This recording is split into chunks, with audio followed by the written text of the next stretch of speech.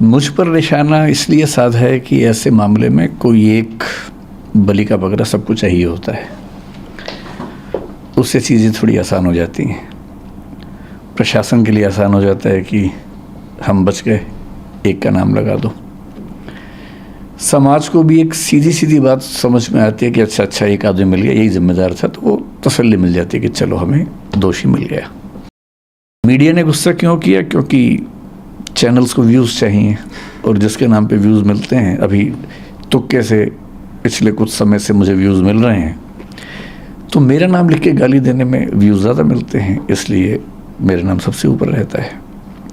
तो सबकी अपनी बड़ी वजह है। जैसे आज़ादी की लड़ाई में वजहें सबकी अपनी अपनी थी, उन सब का नाम था आज़ादी, अंग्रेज़ों से मुक्ति। तो इस मामले में भी वजहें सबकी अपनी अपनी हैं, लेकिन सबके पास एक सुविधाजनक नाम है कि उसको गाली दो, कुछ वर्चुअल मॉब लिंचिंग जैसा करो, और भावनात्मक मामलों में बहुत मुखर और एक्सप्रेसिव नहीं हूँ। 3 बच्चों की डेथ हुई, दर्दनाक मृत्यु हुई।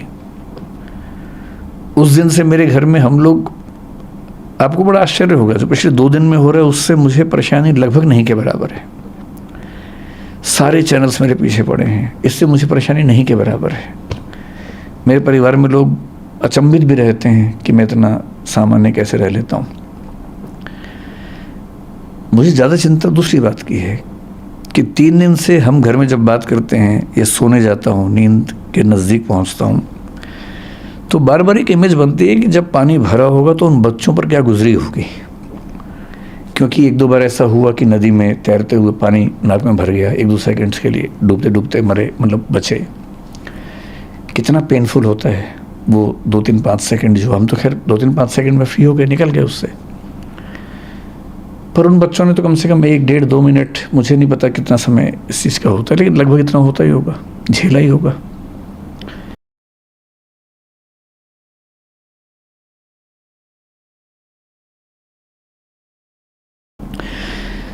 हमें ऐसा लगता था कि जो चिंता ज़्यादा फायर की है, और ऐसा पिछले साल हुआ भी था। दिल्ली में एक घटना हुई थी, कुछ साल पहले सूरत में हुई थी, अभी गुजरात में 1-2 घटनाएं और घटी हैं कि गेमिंग जोन में अचानक आग लगी।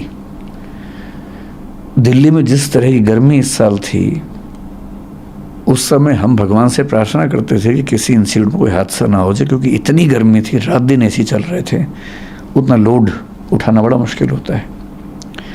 मुखर्जी नगर की बात नहीं है, पूरी दिल्ली में जहाँ जहाँ कोचिंग इंस्टीट्यूट्स हैं, आप कहीं जाके सर्वे करके देखिए, अधिकांश इंस्टीट्यूट्स में केवल एक एंट्री एक एग्जिट है, एक ही रास्ता है। सबसे बड़ी चिंता, उसी रास्ते पर मीटर लगे हुए हैं बिजली के।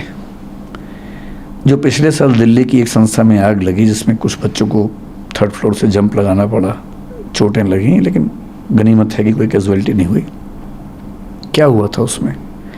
एक ही रास्ता है, उसमें मीटर है, उसमें आग लग गई, धुआं ऊपर गया, और शुरू में बच्चे ऊपर छत पे नहीं जा पा रहे थे, बाद में खैर दरवाज़ा खुला, वो चले गए वहाँ पर, लेकिन तब तक कुछ बच्चे जंप लगा चुके थे। चाहे सूरत हो चाहे कुछ भी हो, मूल खतरा आग से होता है। और दिल्ली में जब गर्मी पड़ती है, और जब सर्दियाँ पड़ेंगी, सर्दी में फिर हीटर चलेंगे बहुत ज़्यादा, गर्मी में विशेष रूप से 1 महीना इतनी दिक्कत रहती है। और इस साल हमने पहली बार ऐसा किया कि गर्मियों में बच्चों को ये कह के लगभग 15 दिन या 1 महीने की छुट्टियाँ दी, ऑनलाइन क्लास करवाई कि गर्मी ज़्यादा है, कहीं इस समय ऐसा ना हो कि एसी चलने से कोई आग लग जाए, हादसा हो जाए। नमस्ते, आप देख रहे हैं ANI। मेरा नाम नमन यादव है। 27 जुलाई 2024 को दिल्ली के ओल्ड राजेंद्र नगर के एक कोचिंग सेंटर के बेसमेंट में पानी भर जाता है। 3 बच्चे वहाँ पे मर जाते हैं। वजह, वो बेसमेंट इल्लीगल था, वहाँ पे जो लाइब्रेरी चल रही थी वो भी इल्लीगल थी। 3 बड़े सवाल जो अभी हमारे सामने उठ रहे हैं। पहला, who should be blamed for this? इन तीनों बच्चों के मृत्यु का जिम्मेदार कौन है? दूसरा, क्या कोचिंग सेंटर्स, क्या कोचिंग इंस्टीट्यूट्स सेफ्टी नॉर्म्स को ताक पे रख के से सारे काम कर रहे हैं? तीसरा, क्या कोचिंग सेंटर्स सिर्फ़ और सिर्फ पैसा कमाना चाहते हैं? क्या यही मकसद रह गया उन लोगों का? इन सारे मुद्दों के बारे में बात करने के लिए हमारे साथ हैं Vikas Devi Kirti ji. Thank you sir, thank you आने के लिए ANI में। शुक्रिया नमन। सर, पहला सवाल यही, ऐसा क्यों लग रहा है कि सबने आपको निशाना सा बना लिया है? और एक सवाल और पूछना है इसी के साथ, 3 दिन हो गए हैं सर, हज़ारों बच्चे हैं, प्रोटेस्ट कर रहे हैं, धरना दे रहे हैं, जस्टिस की मांग कर रहे हैं, लाठियां खा रहे हैं, डंडे खा रहे हैं, पूछ रहे हैं कि विकास जी चुप क्यों थे? तो 2 सवाल हैं, एक तो कि मैं चुप क्यों था, और दूसरा कि पहले सवाल आपने क्या पूछा कि ऐसा लग रहा है कि सबने आपके ऊपर निशाना साध दिया मुझ पर क्यों निशाना साध हाँ, दिया है। एकदम अर्जुन की आँख की तरह उन्होंने, मछली की आँख की तरह आप पे निशाना साध दिया। मुझ पर निशाना इसलिए साधा है कि ऐसे मामले में कोई एक बलि का बकरा सबको चाहिए होता है, उससे चीज़ें थोड़ी आसान हो जाती हैं। प्रशासन के लिए आसान हो जाता है कि हम बच गए, एक का नाम लगा दो। समाज को भी एक सीधी सीधी बात समझ में आती है कि अच्छा एक आदमी मिल गया, यही जिम्मेदार था, तो वो तसल्ली मिल जाती है कि चलो हमें दोषी मिल गया। और जो कॉम्पिटिटर्स हैं उनको ये लगता है कि अच्छा मौका है, इसी में स्कोर सेटल कर लिया जाए, हिसाब बराबर कर लिया जाए। जो बच्चे हैं, बच्चे जिस इमोशनल टर्बुलेंस से गुजर रहे हैं, उनकी नाराज़गी की वजह यह है कि मैं उनके साथ क्यों नहीं खड़ा हूँ। तो बच्चों की नाराज़गी जायज़ है, लेकिन जो सीलिंग का एक्शन है मेरे ख्याल से 50 से ऊपर इंस्टीट्यूट्स पे हुआ, उसमें एक नाम हमारा भी है। पर शायद उनको मुझसे ज़्यादा उम्मीद थी, इसलिए उनको ख़राब लगा, हर्ट हुए, तो नाराज़गी पूरी मुझ पे फूटी है। और मैं इस बात से बहुत संतुष्ट हूँ, अच्छा महसूस कर रहा हूँ कि सारा रोष मुझ पर है। कम से कम मैं इस बात को लेकर निश्चिंत हूँ कि वो मानते हैं कि मुझे उनके साथ और सही पक्ष में खड़ा होना चाहिए था। तो इसके लिए मैं कृतज्ञ हूँ कि उन्होंने इतना गुस्सा मुझ पर किया। मीडिया ने गुस्सा क्यों किया? क्योंकि चैनल्स को व्यूज़ चाहिए, और जिसके नाम पे व्यूज़ मिलते हैं, अभी तुक्के से पिछले कुछ समय से मुझे व्यूज़ मिल रहे हैं, तो मेरा नाम लिख के गाली देने में व्यूज़ ज़्यादा मिलते हैं, इसलिए मेरा नाम सबसे ऊपर रहता है। तो सबकी अपनी अपनी वजह है। जैसे आज़ादी की लड़ाई में वजहें सबकी अपनी अपनी थी, उन सब का नाम था आज़ादी, अंग्रेज़ों से मुक्ति। तो इस मामले में भी वजहें सबकी अपनी अपनी हैं, लेकिन सबके पास एक सुविधाजनक नाम है कि उसको गाली दो, कुछ वर्चुअल मॉब लिंचिंग जैसा करो, और सुख भी मिलता है। जब हम किसी को गाली देते हैं तो सुख तो मिलता ही है। तो सब इसलिए पीछे पड़े हैं, सबकी अपनी अपनी वजह हैं, लेकिन ठीक है, जब यूट्यूब ने, सोशल मीडिया ने मुझे प्रसिद्धि दी पिछले 3-4 साल में, मुफ्त में इतनी सारी प्रसिद्धि मिली, तो क्या होता है कि जब कुछ मिलता है तो हमें लगता है कि हम डिज़र्व करते थे, और जब कुछ विपरीत होता है तो हमें लगता है कि मेरे साथ ही क्यों हो रहा है। तो जिस तर्क से लोगों ने इतना स्नेह दिया, उसी तर्क से लोगों ने इतनी नाराज़गी मुझ पर उड़ेली। लोग एकदम ठीक हैं, गुस्सा एकदम जायज़ है, पर मेरी अपनी वजह है कि मैं इतना लेट क्यों हुआ। दूसरा सवाल आपका ये है कि मैंने इतने समय तक कोई प्रतिक्रिया क्यों नहीं दी। इसकी 2 वजह हैं। एक तो मेरा स्वभाव, क्योंकि मैं भावनात्मक मामलों में बहुत मुखर और एक्सप्रेसिव नहीं हूँ। 3 बच्चों की डेथ हुई, दर्दनाक मृत्यु हुई। उस दिन से मेरे घर में हम लोग, आपको बड़ा आश्चर्य होगा, जो पिछले 2 दिन में हो रहा है उससे मुझे परेशानी लगभग नहीं के बराबर है। सारे चैनल्स मेरे पीछे पड़े हैं, इससे मुझे परेशानी नहीं के बराबर है। मेरे परिवार में लोग अचंभित भी रहते हैं कि मैं इतना सामान्य कैसे रह लेता हूँ। मुझे ज़्यादा चिंता दूसरी बात की है कि 3 दिन से हम घर में जब बात करते हैं या सोने जाता हूँ, नींद के नज़दीक पहुँचता हूँ, तो बार बार एक इमेज बनती है कि जब पानी भरा होगा तो उन बच्चों पर क्या गुजरी होगी। क्योंकि 1-2 बार ऐसा हुआ कि नदी में तैरते हुए पानी नाक में भर गया, 1-2 सेकंड्स के लिए डूबते डूबते मरे, मतलब बचे। कितना पेनफुल होता है वो 2-3-5 सेकंड, जो हम तो खैर 2-3-5 सेकंड में फ्री हो गए, निकल गए उससे। पर उन बच्चों ने तो कम से कम 1-1.5-2 मिनट, मुझे नहीं पता कितना समय इस चीज़ का होता है, लेकिन लगभग इतना होता ही होगा, झेला ही होगा। उम्मीदों की जब आखिरी कड़ी टूटी होगी, जब टेबल पे चढ़े होंगे बचने के लिए और पानी इतना सारा आ गया होगा। मेरी इस पूरे प्रकरण में मूल चिंता उस अनुभव को महसूस करने की है, और वो दुख है। तो ऐसे दुख में उनके पेरेंट्स को मैं जानता नहीं हूँ, मैं उनसे कैसे अपनी बात कहूँ, कैसे उनसे मिलूँ। दूसरा, जो विद्यार्थी इस समय आंदोलन में हैं, उनकी सारी बातें जायज़ हैं, लेकिन वो जिस उम्र में हैं, जिस गुस्से में हैं, थोड़ा सा ये भय भी होता है कि अगर हम जाके बात भी करें तो उस समय वो पूरी बात सुनेंगे या नहीं सुनेंगे। अच्छी बात है कि आज ऐसे 3-4 बच्चों से मेरा मिलना हुआ है। मैं भी एक मीटिंग से आ रहा हूँ, एलजी साहब ने बुलाई थी मीटिंग, उसमें कुछ बच्चे भी आए हुए थे और कई इंस्टीट्यूट्स के ऑनर्स भी थे, दिल्ली सरकार के आला अधिकारी भी थे, डीडीए से, एमसीडी से, फायर डिपार्टमेंट से, चीफ सेक्रेटरी दिल्ली सरकार के वो भी थे। तो वहाँ थोड़ी सी बच्चों से मेरी मतलब 1-to-1 नहीं, लेकिन हाँ मीटिंग के दौरान बातें हुई। अब मुझे लगता है कि वो सहजता है, हो सकता है कि मैं आज या कल में बच्चों से मिलूँगा। क्या दिल्ली सरकार का कोई मंत्री, जिस मीटिंग का आप जिक्र कर रहे हैं एलजी साहब के साथ अभी चंद घंटों पहले हुई, क्या कोई दिल्ली सरकार का मंत्री भी था उसमें?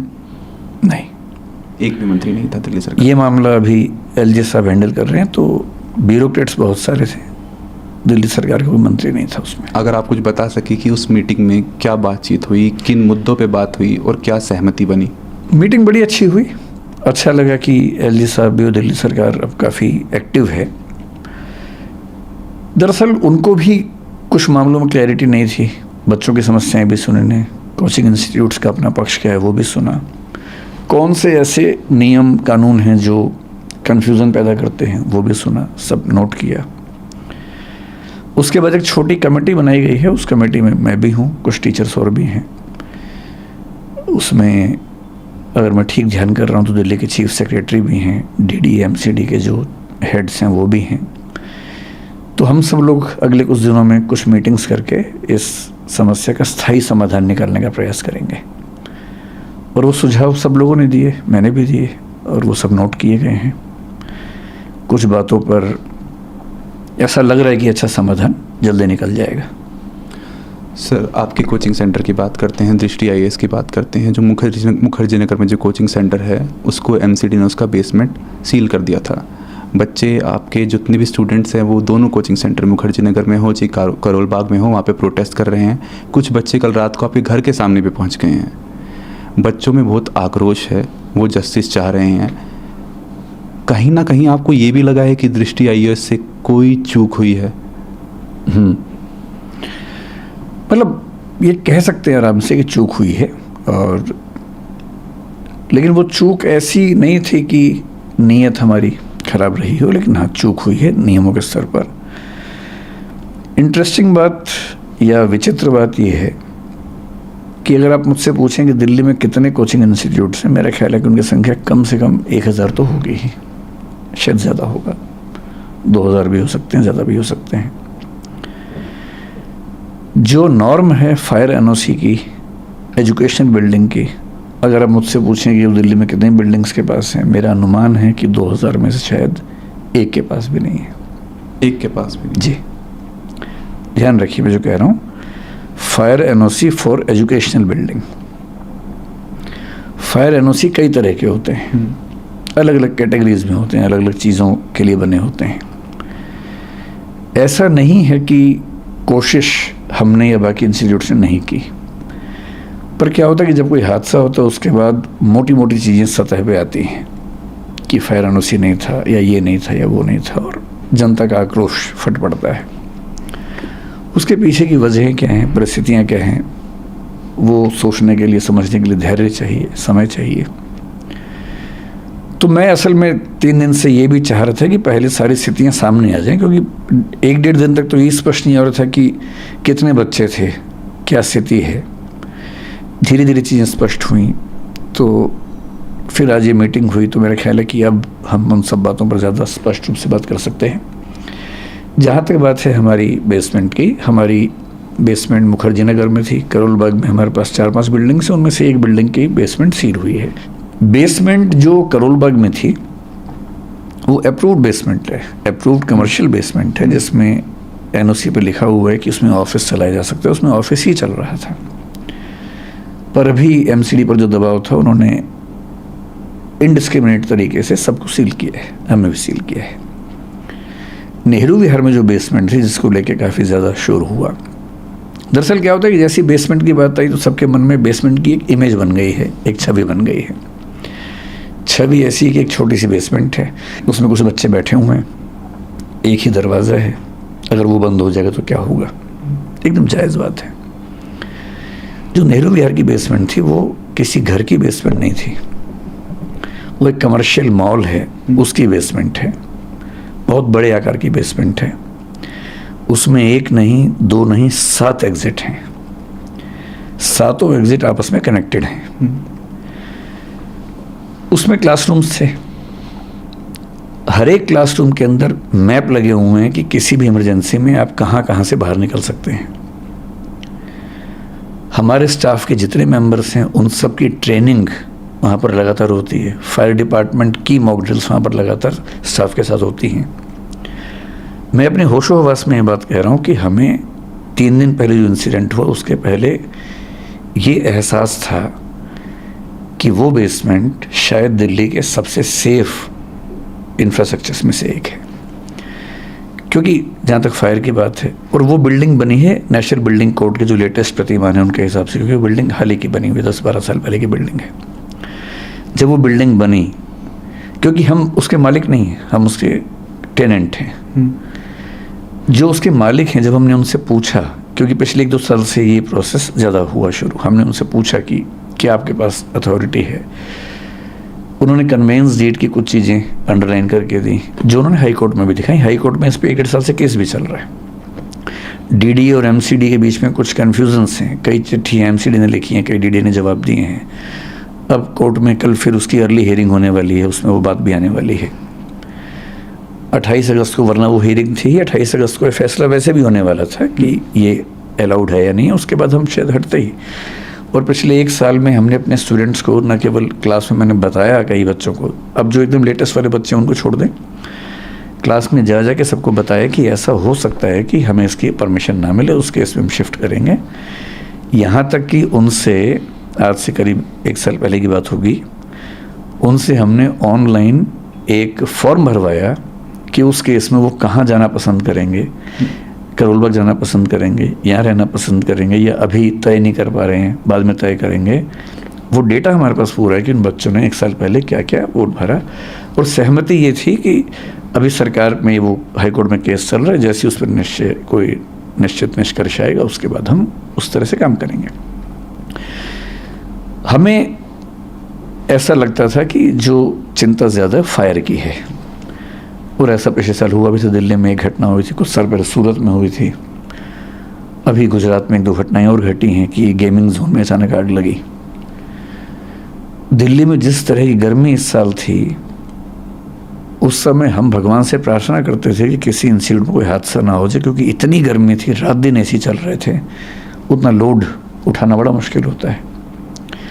मुखर्जी नगर की बात नहीं है, पूरी दिल्ली में जहाँ जहाँ कोचिंग इंस्टीट्यूट्स हैं, आप कहीं जाके सर्वे करके देखिए, अधिकांश इंस्टीट्यूट्स में केवल एक एंट्री एक एग्जिट है, एक ही रास्ता है। सबसे बड़ी चिंता, उसी रास्ते पर मीटर लगे हुए बिजली के। जो पिछले साल दिल्ली की एक संस्था में आग लगी जिसमें कुछ बच्चों को 3rd फ्लोर से जंप लगाना पड़ा, चोटें लगी, लेकिन गनीमत है कि कोई कैजुअलिटी नहीं हुई। क्या हुआ था उसमें? एक ही रास्ता है, उसमें मीटर है, उसमें आग लग गई, धुआं ऊपर गया, और शुरू में बच्चे ऊपर छत पे नहीं जा पा रहे थे, बाद में फिर दरवाज़ा खुला, वो चले गए वहाँ पर, लेकिन तब तक कुछ बच्चे जंप लगा चुके थे।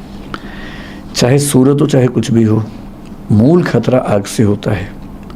और दिल्ली में जब गर्मी पड़ती है, और जब सर्दियाँ पड़ेंगी, सर्दी में फिर हीटर चलेंगे बहुत ज़्यादा, गर्मी में विशेष रूप से 1 महीना इतनी दिक्कत रहती है। और इस साल हमने पहली बार ऐसा किया कि गर्मियों में बच्चों को ये कह के लगभग 15 दिन या 1 महीने की छुट्टियाँ दी, ऑनलाइन क्लास करवाई कि गर्मी ज़्यादा है, कहीं इस समय ऐसा ना हो कि एसी चलने से कोई आग लग जाए, हादसा हो जाए।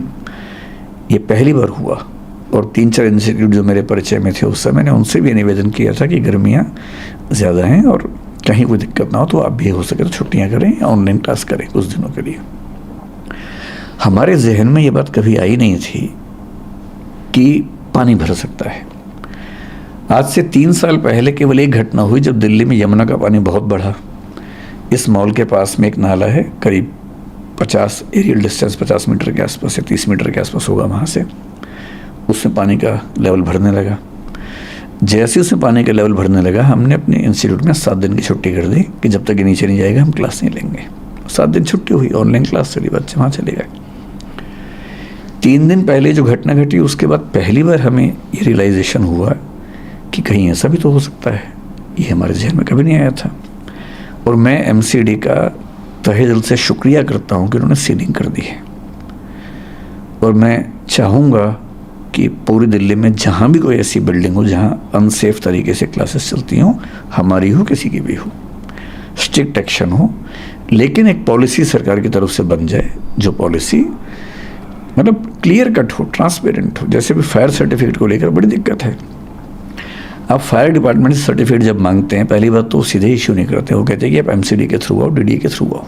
आज की मीटिंग में ये प्रस्ताव भी रखा गया और आज फायर डिपार्टमेंट ने कहा कि हम एक ऐसी व्यवस्था बनाएंगे कि सीधे हमसे आप सर्टिफिकेट ले सकते हैं। फायर डिपार्टमेंट से सर्टिफिकेट मिलता भी है तो उस पर क्लियर क्या लिखा होता है, क्योंकि वो बिल्डिंग कमर्शियल है तो कमर्शियल सर्टिफिकेट है। एमसीडी कहती है कि एजुकेशनल सर्टिफिकेट चाहिए। एजुकेशनल बिल्डिंग का certificate to the best of my knowledge Delhi में एक भी प्राइवेट संस्था के पास नहीं है, केवल कॉलेज, यूनिवर्सिटी, स्कूल को मिलता है। और ये भी क्यों हुआ? क्योंकि 2020 से पहले डीडीए की भाषा में हम एजुकेशनल बिल्डिंग वाली एक्टिविटी में नहीं थे, हम कमर्शियल एक्टिविटी में थे। कोचिंग इंस्टीट्यूट्स जीएसटी के हिसाब से आज भी कमर्शियल एक्टिविटी है और इसलिए जो जीएसटी में हमारा टैक्स जमा होता है वो कमर्शियल कोचिंग नाम से होता है, तो हम कमर्शियल एक्टिविटी हैं। कमर्शियल एक्टिविटी का मतलब है कमर्शियल बिल्डिंग में हम काम कर सकते हैं। हम वहाँ काम करते थे। जिस मॉल की बात आप कर रहे हैं उस मॉल के मालिक ने मुझे कई बार ये विश्वास दिलाया है कि कमर्शियल मॉल के तौर पर इसके पास एनओसी है। कैसे है? कन्वेंस डीड में लिखा हुआ है, DDA is giving the conveyance deed on the basis of the fire clearance received from the fire department. लेकिन बेसमेंट के पास पूरी क्लैरिटी ऐसी नहीं थी। इसका क्या जवाब दिया उन्होंने कि 2018 में जब एफएआर के रूल्स चेंज हुए, फ्लोर एरिया रेशो बोलते हैं, जब रूल्स चेंज हुए तो एडिशनल एफएआर उनको मिला है और एडिशनल एफएआर के लिए उन्होंने डीडीए में अप्लाई किया हुआ है कमर्शियल एफएआर बनाने के लिए। अगर वो कमर्शियल एफएआर है तो कमर्शियल एक्टिविटी वहाँ हो सकती है। We have been under this impression.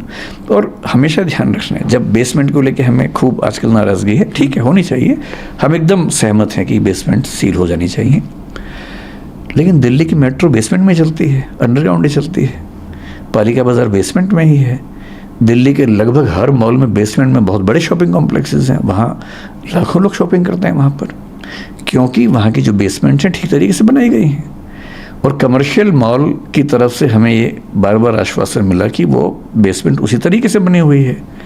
और उन्होंने कहा कि हमने डीडीए में अप्लाई किया है कि हमें कमर्शियल एफएआर में इसका एनओसी मिले। अगर कमर्शियल एनओसी मिल जाता, एनओसी क्यों नहीं मिल रहा? डीडीए का मानना है कि ये काम एमसीडी का है, एमसीडी का मानना है कि काम डीडीए का है। एमसीडी ने कई पत्र डीडीए को लिखे, डीडीए ने कई पत्रों में जवाब एमसीडी को दिया और यहाँ तक कहा कि हमारे पास डॉक्यूमेंट्स नहीं हैं, ये आपको देखना पड़ेगा। पिछली मीटिंग में हाई कोर्ट में डीडीए ने पहली बार ये कहा कि हम एमसीडी को राइट्स दे रहे हैं और अब एमसीडी जो कल हियरिंग होने वाली, शायद उसके बाद हमें वैसे भी इशू करती, या तो परमिशन मिल जाती या वो इशू करती कि आपको ये छोड़ना पड़ेगा, तो हम छोड़ते उसको। मतलब बेसमेंट होने मात्र से चीज़ें जैसी फैल जाती हैं। मैं आपसे फिर कह रहा हूँ, ऑन रिकॉर्ड कह रहा हूँ, उस बेसमेंट का पूरा लेआउट स्ट्रक्चर एमसीडी को हमने सबमिट किया हुआ है, डीडीए को सबमिट किया हुआ है, फायर डिपार्टमेंट को सबमिट किया हुआ है एनओसी के लिए कुछ महीने पहले। अब तक वहाँ से रिजेक्शन भी नहीं आया उसका। और उसमें 7 फायर एग्जिट्स बड़े बड़े, वो सब उसमें नक्शे में है, और नक्शे में नहीं है, वो रियलिटी में भी है। सर आपने अभी एक बात बोली, लेकिन इसके बावजूद पिछले 3 दिन में जो घटना घटी उसे देखने के बाद मुझे एहसास है कि ये केयरलेसनेस थी, हमारे दिमाग में बात कभी नहीं आई। और मैं आपके चैनल पर बड़ा खुल के कह रहा हूँ कि परमिशन कभी भविष्य में मिल भी गई तो भी हम बेसमेंट में काम नहीं करेंगे। मैं इसका भरोसा आपको दे रहा हूँ और मैं चाह रहा हूँ पूरी दिल्ली में एक भी कोचिंग इंस्टीट्यूट बेसमेंट में ना चले, और ऊपर भी चले तो फायर सेफ्टी के साथ चले। मैं आपको एक बात और स्पष्ट कर देता हूँ यहाँ पर, आपको हो सकता लगे कि मैं बहुत बड़ी बात बोल रहा हूँ, मैं खुल के ये बात कह रहा हूँ, बिल्डिंग सेफ्टी नॉर्म्स के मामले में जितनी शिद्दत से हम कोशिश करते हैं, मुझे भरोसा है कि वैसी शिद्दत कहीं आपको नहीं मिलेगी। अगर आप चाहेंगे, मैं भी आपको अपने व्हाट्सएप में एक चीज़ दिखाऊंगा। हमारे पास एक, आप, मुझे नहीं पता बाकी इंस्टीट्यूट्स क्या करते हैं, मैं अपना बता रहा हूँ आपको। 2 महीने पहले, 3 महीने पहले हमने एक वैकेंसी निकाली, क्योंकि हमने 1.5 साल पहले एक डिविजनल हेड रैंक का ऑफिसर बनाया अपनी कंपनी। डिविजनल हेड हमारे यहाँ सीनियर मैनेजमेंट का पार्ट है, जो केवल सेफ्टी देखेगा बिल्डिंग्स की। उसका एक ही काम था, बिल्डिंग की सेफ्टी देखना। जनवरी 2023 में हमने एक व्हाट्सएप ग्रुप बनाया, मैं उसका मेंबर हूँ। उस ग्रुप का काम क्या है, 16 पॉइंट्स उसमें लिखे हुए हैं, जिसमें एक लिखा हुआ है कि मैंने चेक कर लिया है कि सारे दरवाजे खुले हैं, फायर एग्जिट साफ़ है, उसमें कोई बाधा नहीं है, छत के दरवाजे खुले हुए हैं, कोई इमरजेंसी होने पर बच्चे बाहर निकल सकते हैं। वो सब 16 पॉइंट्स हैं उसमें। ये 16 के 16 पॉइंट्स पे हमारी हर बिल्डिंग के बिल्डिंग इंचार्ज को रोज़, ये मैं महीने की बात नहीं कर रहा हूँ, रोज़ की बात कर रहा हूँ, एक अपडेट डालना होता है कि मैंने ये सारे 16 पॉइंट चेक कर लिए हैं, ये सारे ठीक हैं, अगर इसके बाद भी कोई दिक्कत आती है तो मैं इसके लिए ज़िम्मेदार हूँ। ये रोज़ होता है। आप अगर व्हाट्सएप मेरा देखना चाहेंगे, इसके बाद देखिएगा। और ये हर बिल्डिंग के लिए रोज़ होता है। इसके अलावा 3 महीने पहले हमने एक वैकेंसी निकाली, 2 महीने पहले ज्वाइनिंग हुई मई के अंत में, एक ऐसे व्यक्ति की जिसका नाम ही है फायर एंड सेफ्टी ऑफिसर। उनका काम क्या है, वो 14 साल से बड़े बड़े मॉल, बड़े बड़े हॉस्पिटल्स में, फोर्टिस जैसे हॉस्पिटल में, एम्बियंस जैसे मॉल में फायर एंड सेफ्टी काम कर चुके हैं। वो दृष्टि के पेरोल पे हैं। उनका एक ही काम है कि सारी बिल्डिंग्स का ऑडिट करना और जहाँ ज़रा भी दिक्कत है सेफ्टी के मामले में उसको ठीक करना। उनके अंडर हमने फायर मार्शल्स नियुक्त किए हैं अपनी बिल्डिंग्स में, ताकि कभी फायर की दिक्कत आए तो नॉर्मल स्टाफ ट्रेंड है। हमारा नियम है कि जब भी कोई स्टाफ ज्वाइन करता है, MTS मल्टीटास्किंग स्टाफ जो होता है, 7 दिन के अंदर उसकी फायर ट्रेनिंग होती है। और इसके अलावा अब हम फायर मार्शल्स हर बिल्डिंग में अपॉइंट करें, ताकि कभी फायर हो जाए, क्योंकि वो ट्रेंड हैं, बहुत ज़्यादा सीख के आए हैं, तो वो तुरंत आग बुझा देंगे, जबकि बाकी लोग शायद उतना तुरंत ना बुझा सके। हर क्लासरूम, हर ऑफिस में फायर एक्सटिंग्विशर्स हमने लगा रखे हैं, जो लगातार रिफिल होते हैं। मैं चाहूँगा कभी आपको मौका मिले, अगर आप सर्वे कर सकते हैं, दिल्ली या दिल्ली के बाहर हमारी किसी भी शाखा में जाइए, किसी भी क्लासरूम में जाइए, किसी भी बिल्डिंग में कम से कम 2 एग्जिट ना हो तो मैं जिम्मेदार हूँ। हम ऐसी बिल्डिंग रेंट पे लेते ही नहीं जिसमें फायर एग्जिट ना हो। कई बिल्डिंग्स में आप देखेंगे लोहे का बहुत बड़ा फायर एग्जिट बना हुआ, चाहे करोल बाग में देखें, चाहे जयपुर में देखें, चाहे इलाहाबाद में देखिए। वो हमारी शर्त होती है। इंदौर में हमें 1.5 साल एक्स्ट्रा लग गया, केवल इसलिए कि एक भी बिल्डिंग ऐसी नहीं मिल रही थी जहाँ 2 एग्जिट हों। हमने एक लैंडलॉर्ड से बात करके उसकी ज़मीन पे, प्लॉट पे बिल्डिंग बनवाई 2 फायर एग्जिट वाली, और वहाँ काम शुरू किया। 2 साल लेट काम शुरू किया, सिर्फ इसलिए कि किसी भी स्थिति में किसी बच्चे या स्टाफ की ज़िंदगी से समझौता ना हो। हमारी नीयत ऐसी ही है। एक गलती हुई समझने में, मैं पूरे देश से, पूरे समाज से माफ़ी मांगता हूँ कि हाँ वो गलती हुई, आगे वो गलती नहीं होगी। Sir, if I am not mistaken, आपने अभी थोड़ी देर पहले कहा कि MCD ने जो एक्शन लिया है आपके बेसमेंट के खिलाफ, जो सील किया गया है जी, वो डिस्क्रिमिनेटरी है। डिस्क्रिमिनेटरी करोल बाग के लिए, हाँ, वो अंडर प्रेशर लिया गया। मैंने कहा इनडिस्क्रिमिनेट का मतलब ये होगा कि सब पे ले लिया है, इरिस्पेक्टिव, और उसमें सारे नॉर्म्स जगह पे है, साफ बता रहा हूँ। और उसके बाद भी वो लिया गया। और हमारे ही नहीं, 1-2 के साथ और भी हुआ। हाँ। करोल बाग में जो मेन रोड है उस पर कई ऐसी बेसमेंट्स हैं जो कमर्शियली अप्रूव्ड हैं, पूरा हमारे पास NOC है उसका। MCD ने उसको अप्रूव किया, कमर्शियल बेसमेंट के नाम से अप्रूव किया। कमर्शियल बेसमेंट में लिखा है कि क्या क्या एक्टिविटीज़ कर सकते हैं, ऑफिस चला सकते हैं या गोदाम बना सकते हैं, या 1-2 चीज़ें और लिखी हैं। ऑफिस ही चल रहा है, 2 एग्जिट हैं, छोटे छोटे एग्जिट हैं 2, सारे फायर प्रोविजंस हैं, पर सील किया। वहाँ पे कोई क्लासेस नहीं चल रही थी, कोई क्लास नहीं, एक भी नहीं। बेसमेंट में कोई करोल बाग एक भी नहीं, एक भी क्लास नहीं चल रही थी। ऑफिस क्लास हमारी बेसमेंट में सिर्फ मुखर्जी नगर नेहरू विहार में चल रही थी, उसकी वजह ये है। और बाकी 1-2 सेंटर्स में बहुत छोटी 1-2 क्लासेस, क्योंकि वहाँ पर ऐसी शायद मेरे ख्याल से मनाई नहीं है, बहुत छोटे 10, 20, 50 बच्चों वाले जो क्लासेस होते हैं, वो भी मैंने कल मना करवा दिया कि वहाँ नहीं चलाएंगे हम। मुखर्जी नगर में दिक्कत क्या है कि बहुत छोटा इलाका है, छोटे छोटे घर हैं वहाँ पर। उन सब घरों में एक एंट्री एग्जिट है, अगर आप वहाँ क्लास चलाएं, 200 बच्चे हैं, 100 बच्चे हैं और आग लग जाए तो बहुत रिस्की हो जाता है, जो एक इंसिडेंट दिखा भी हमने। मेरी समझ में उस इलाके में सबसे ज़्यादा सुरक्षित बिल्डिंग वही कमर्शियल मॉल की है जो हमने ली। हमने 2012-13 में वहाँ काम करना शुरू किया, केवल ऊपर, बेसमेंट का हमें आइडिया भी नहीं था। वहाँ बेसमेंट में 3 इंस्टीट्यूट क्लासेस चलाते थे, बाद में एक और बढ़ा, 4 हो गए, हम नहीं थे। 2017-18 के आसपास शायद पहली बार हमें जब ज़रूरत पड़ी तो पता लगा कि ये क्लासरूम नीचे उपलब्ध है। वहाँ 3-4 इंस्टीट्यूट चल रहे थे पहले से, तो हमने ये एज्यूम किया कि इसके हमारे परमिशंस होंगे, तो हमने लिया। धीरे धीरे कंपटीशन ऐसा हुआ कि वो इंस्टीट्यूट्स वहाँ से चले गए, क्योंकि उतना नहीं मैनेज कर पाए। जब वो चले गए तो मॉल के मालिक ने हमसे कहा कि अगर आप चाहें तो आप इसको ले लीजिए। हमने लिया। आखिरी एक और इंस्टीट्यूट था, उसने भी कुछ दिन पहले तक रखा हुआ था, बाद में फिर वो मॉल की तरफ से हमें मिला।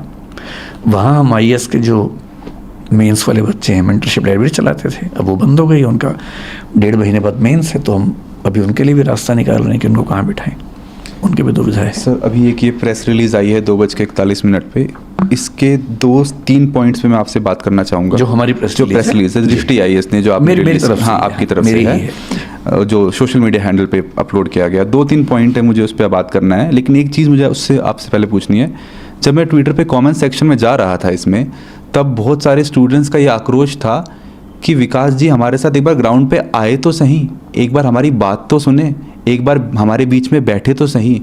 वो आए ही नहीं अभी तक, 3 दिन हो गए हैं। कुछ बाकी टीचर्स भी आए हैं, मिनिस्टर्स भी गए हैं, लेकिन जो टीचर जिसे हम इतना प्रेम करते थे, जिसे इतना सुनते थे, जिसे इतना फॉलो करते थे, वो 3 दिन बाद स्टेटमेंट रिलीज़ कर रहा है और हमारे बीच नहीं आया। नहीं, देरी के लिए तो हमने खेद जताया है, क्योंकि मैं आप स्टूडेंट से मिलने जाएंगे? एकदम जाऊँगा। मैं दरअसल कोशिश करता हूँ, मेरी हमेशा से आदत रही कि चीज़ें पूरी स्पष्ट होने के बाद प्रतिक्रिया दूँ, हड़बड़ी में ना दूँ।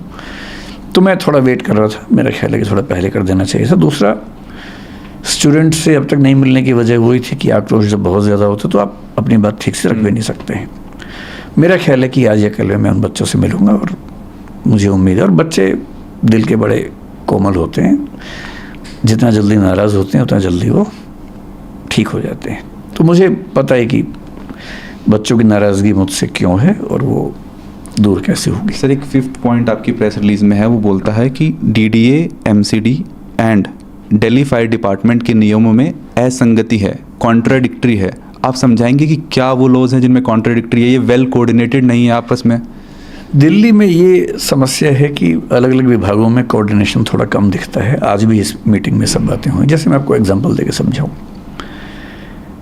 DDA ने पहला मास्टर प्लान 1962 में बनाया, फिर 2001 में बनाया।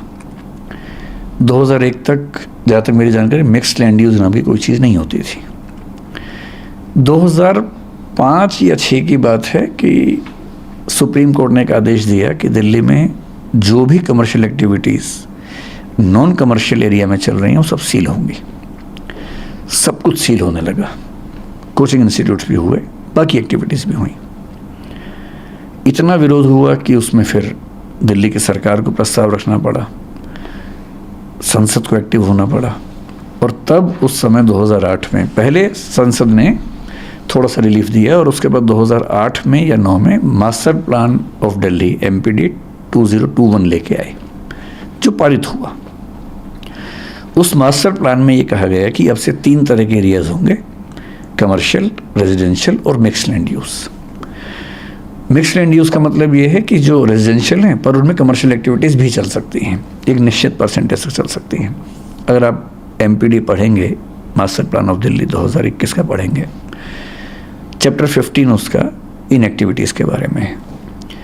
15.7.1 और 15.7.3 ब्रैकेट में 7, इनको ध्यान से पढ़िए।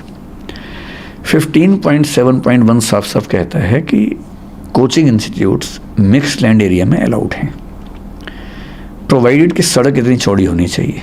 इतना ही नहीं, वो ये भी कहता है कि अगर सड़क इतनी चौड़ी है, मेरे ख्याल से 60 फीट के आसपास की बात है, तो मिक्स्ड लैंड यूज़ नहीं है तो भी अलाउड है, ये वो कहता है। Up to 2/3 FAR of the building. जैसे बिल्डिंग में अगर FAR मान लीजिए 303 है, मान लीजिए FAR 3 फ्लोर पे, इससे मतलब 3 होता है, तो 2 फ्लोर पे कोचिंग चल सकती है, साफ साफ लिखा हुआ है। उसमें केवल एक सवाल है कि बेसमेंट में चल सकता है या नहीं। 15.7.3.7 कहता है कि बेसमेंट में कोचिंग इंस्टीट्यूट चल सकता है प्रोवाइडेड कि उनके पास रिक्वायर्ड एनओसी हो। ठीक, ये लिखा हुआ है। एनओसी एजुकेशनल बिल्डिंग का एमपीडी में जिक्र नहीं है उस चीज़ का। ये बात मैं 2008 की कर रहा हूँ। 2008 के बाद क्या हुआ, अब उसके तहत मिक्स्ड लैंड यूज़ में बहुत सारे इंस्टीट्यूट चलने लगे। फायर एनओसी की ज़रूरत है या नहीं, इसके लिए हम क्या पढ़ेंगे, हम दिल्ली फायर डिपार्टमेंट के जो रूल्स हैं, फायर एक्ट है 2007 का, फायर रूल्स हैं 2010 के, आप खुद रेफर कीजिए, मैं सारे आपको तथ्य बता रहा हूँ। फायर रूल्स में रूल नंबर 27 पढ़ लीजिए, साफ साफ क्या कहता है। रूल नंबर 27 साफ साफ कहता है कि अगर कोई बिल्डिंग रेजिडेंशियल है और 15 मीटर तक की है तो उसको एनओसी नहीं चाहिए। अगर कोई बिल्डिंग कमर्शियल है और 15 मीटर तक की है तो उसको एनओसी नहीं चाहिए। अच्छा, आपके पास वही डॉक्यूमेंट है क्या? मुझे याद है पूरा, मैं आपको ऐसे सुनाया था। पर वो एक बात कहता है कि अगर कोई बिल्डिंग एजुकेशनल है तो उसको 9 मीटर तक एनओसी नहीं चाहिए, 9 मीटर के ऊपर एनओसी चाहिए। ये रूल नंबर 27 में लिखा हुआ है। अब क्या स्थिति है, जो कोचिंग इंस्टीट्यूट्स हैं, हम मान के चल रहे हैं कि रेजिडेंशियल एरिया में या कमर्शियल एरिया में चल रहा है। भारत सरकार जीएसटी में कमर्शियल कोचिंग उनको बोलती है, तो हम कमर्शियल एक्टिविटी माने जाते हैं। अगर हम मॉल की बात करें तो 15 मीटर से ऊंचा नहीं है वो। रेजिडेंसीज की बात करें 15 मीटर से ऊंचे नहीं हैं। पिछले 10 साल में जिसने फायर डिपार्टमेंट से एनओसी मांगा, एक ही जवाब आया कि आपको ज़रूरत नहीं है। ठीक, उन्हें नहीं मिला, किसी को नहीं मिला क्योंकि ज़रूरत नहीं है। As per rule 27 they are not suppose to give the NOC. उनकी भी गलती नहीं है, वो तो रूल्स के हिसाब से काम कर रहे थे। अब दिक्कत ये है कि उन्हीं बिल्डिंग्स में बच्चे पढ़ रहे हैं। कोचिंग इंस्टीट्यूट्स को रेगुलेट करने के लिए अब तक कोई अथॉरिटी नहीं है, कोई कानून नहीं है। जैसे कॉलेज के लिए है, स्कूल के लिए है, यूनिवर्सिटी के लिए है, कोचिंग के लिए नहीं है। अभी भारत सरकार ने एक प्रपोजल दिया है, क्योंकि एजुकेशन कॉन्करेंट सब्जेक्ट है तो सेंटर अपनी ताकत थोपने से बचता है। वो राज्यों से बोलता है कि आप नियम बनाओ, एक पॉलिसी फ्रेमवर्क दिया, राज्यों से कहा कि आप इसके बेस से पॉलिसी बनाइए। अभी तक मेरे ख्याल से किसी राज्य ने बहुत सीरियस स्टेप नहीं लिए। हालांकि कुछ राज्यों ने, बिहार ने, उत्तर प्रदेश ने, शायद राजस्थान ने पहले से एक पॉलिसी बना रखी थी अपनी। अब स्थिति ये है कि कोचिंग चल रही है, फायर एनओसी की ज़रूरत नहीं है क्योंकि रूल ये कहता है। पिछले साल एक घटना घट गई दिल्ली में। जब वो घटना घटी तो सबको चिंता हुई, वो भी लाजमी बात है, चिंता होनी चाहिए। तो सीलिंग शुरू हुई, कोर्ट में केस गया, हाई कोर्ट ने सुओ मोटो कॉग्निजेंस लिया और हाई कोर्ट ने केस लिया। उसकी वजह से चीज़ें बड़ी दुरुस्त हुई, क्योंकि हाई कोर्ट जब इन्वॉल्व हुआ तो चीज़ें ठीक होनी थी, क्योंकि हाई कोर्ट तो सबसे पूछ सकता है। जो कोऑर्डिनेशन की कमी है हाई कोर्ट में तो नहीं होती, वो वहाँ तो सब इकट्ठे होते हैं। तो हाई कोर्ट ने पूछा कि क्या प्रावधान है। अब इस बीच में डीडीए ने 2020 में यूनिफाइड बिल्डिंग बाई लॉज में संशोधन किया, जो 2016 के नियम थे। उसमें क्या किया, एजुकेशनल बिल्डिंग के हेडिंग में कोचिंग इंस्टीट्यूट्स का नाम लिख दिया, जो कि पहले नहीं लिखा हुआ था। तो 2020 से कोचिंग इंस्टीट्यूट्स में नॉर्म कौन सी लागू होगी, एजुकेशनल बिल्डिंग की। एजुकेशनल बिल्डिंग के लिए नियम बहुत सख्त हैं, और इसका मतलब है कि मास्टर प्लान में संशोधन के बाद जिन लोगों ने मिक्स लैंड में कोचिंग चलाया, कन्वर्जन चार्ज पे किया, 10 साल का पार्किंग चार्ज पे किया, जो कि नियम था उस समय का, अब वो भी वहाँ नहीं चलेंगे। तो हाई कोर्ट में पॉइंट्स उठाए गए, सब लोगों ने उठाए। वहाँ पर होते होते कन्फ्यूज़न ये था कि नेशनल बिल्डिंग कोड ये कहता है कि 100 से कम बच्चे अगर हैं तो उस बिल्डिंग को एजुकेशनल बिल्डिंग नहीं माना जाएगा। ठीक, लेकिन यूनिफाइड बिल्डिंग बाई लॉज 2020 उसमें एक लाइन आ गई कि अगर 20 से ज़्यादा बच्चे हैं तो एजुकेशनल बिल्डिंग माना जाएगा। अब एक ही राज्य में 2 कानून अलग अलग बात कह रहे हैं। इसका मतलब ये हुआ कि 20 से ज़्यादा बच्चे, अगर 30 बच्चे हैं तो एक कानून के हिसाब से एजुकेशनल बिल्डिंग है, एक के हिसाब से नहीं है। अब एमसीडी ने जब सीलिंग शुरू की तो दिल्ली फायर डिपार्टमेंट ने पिछले 1 साल में क्या स्टैंड रखा, बड़ा क्लियर स्टैंड रखा और अच्छा स्टैंड रखा। उन्होंने अपनी समझ से अच्छा रखा। उन्होंने कहा कि एजुकेशनल बिल्डिंग के लिए जो फायर नॉर्म्स है रूल 27 में, वो ये हैं कि अगर 9 मीटर तक की बिल्डिंग है तो वहाँ तक हमें एनओसी नहीं चाहिए। लेकिन आप ढूंढ रहे हैं उसको, नहीं। देखिए रूल नंबर 27 को देखिए, उसमें है उसमें क्या था कि कमर्शियल और रेजिडेंशियल बिल्डिंग को 15 मीटर तक एनओसी नहीं चाहिए, 15 मीटर तक, लेकिन एजुकेशनल बिल्डिंग को 9 मीटर के ऊपर चाहिए। अब अगर हम एजुकेशनल बिल्डिंग मान लें इनको, तो 9 मीटर तक क्या होता है, ग्राउंड और फर्स्ट फ्लोर कवर हो जाता है। तो दिल्ली फायर डिपार्टमेंट ने पिछले 1 साल में जो स्टैंड रखा वो ये रखा कि ग्राउंड और फर्स्ट फ्लोर पे अगर कोचिंग चल रही है तो एनओसी नहीं चाहिए, उसके ऊपर है तो चाहिए। तो मुखर्जी नगर में, दिल्ली के बाकी क्षेत्रों में कोचिंग इंस्टीट्यूट्स ने जनरली क्या किया, सेकंड थर्ड फ्लोर को बंद करना शुरू कर दिया, ग्राउंड फर्स्ट पे एक्टिविटीज़ करनी शुरू की। हालांकि मेरा अपना मानना है कि फर्स्ट फ्लोर पे भी रिस्क उतना ही हो सकता है, अगर सीढ़ी एक ही है तो खतरा उतना ही है, मेरा अपना ऐसा मानना है। ग्राउंड पे आमतौर पे 2 रास्ते होते हैं तो इतनी दिक्कत नहीं है, अगर सरकार मानना चाहे तो इस बात को कंसिडर करना चाहिए। अब इसलिए सीलिंग नहीं हुई क्योंकि ग्राउंड फर्स्ट पे चल रहा था। हाई कोर्ट ने पिछली हियरिंग में, जो कि अभी मेरे ख्याल से 12 जून की बात है, 12 जून नहीं सॉरी, उससे पिछली हियरिंग शायद 10 मई को हुई थी वो हियरिंग मेरे ख्याल से, उसमें एक नया स्टैंड लिया और उसने कहा कि अगर एजुकेशनल बिल्डिंग है, पहली बात तो एजुकेशनल बिल्डिंग है या नहीं, हम केवल एक बात से तय करेंगे कि यूज़ क्या हो रहा है। अगर यूज़ हो रहा है एजुकेशन का तो एजुकेशनल बिल्डिंग होगी, और एजुकेशनल बिल्डिंग हो तो फ्लोर चाहे कोई भी हो, फायर एनओसी होना चाहिए। और फायर एनओसी कौन सा होना चाहिए, एजुकेशनल बिल्डिंग वाला होना चाहिए। और एजुकेशनल बिल्डिंग वाला फायर एनओसी मेरी जानकारी में दिल्ली में एक भी प्राइवेट इंस्टीट्यूट के पास नहीं है। 2000 में से 2000 में से, मतलब मेरे अनजाने में 2-4 के पास किसी तरह से हो तो हो, मेरी जानकारी में एक के पास भी नहीं है। विकास जी, सारी बातें एक तरफ, लेकिन हकीकत तो ये है कि 3 बच्चे मर गए एकदम। वो 3 बच्चे नहीं हैं, 3 फैमिलीज हैं जी। उनसे बहुत सारे लोग जुड़े हुए हैं, काफ़ी सपने थे, यूपीएससी में जाएंगे, सिविल सर्वेंट बनेंगे। श्रेया यादव, तानिया सोनी और निविन डालविन, ये 3 बच्चे मर गए हैं, पानी में डूब के मर गए। किसी ने सोचा भी नहीं होगा, ऐसे सपने में भी नहीं सोचा होगा कि 3 बच्चे डूब के मर जाएंगे। किसी की तो जिम्मेदारी बनती होगी, कहीं ना कहीं तो वो बक रुकेगी, कहीं ना कहीं तो अकाउंटेबिलिटी फिक्स होगी। एकदम ठीक बात। क्या ये एमसीडी की गलती थी, सरकार की गलती थी, किसकी गलती थी?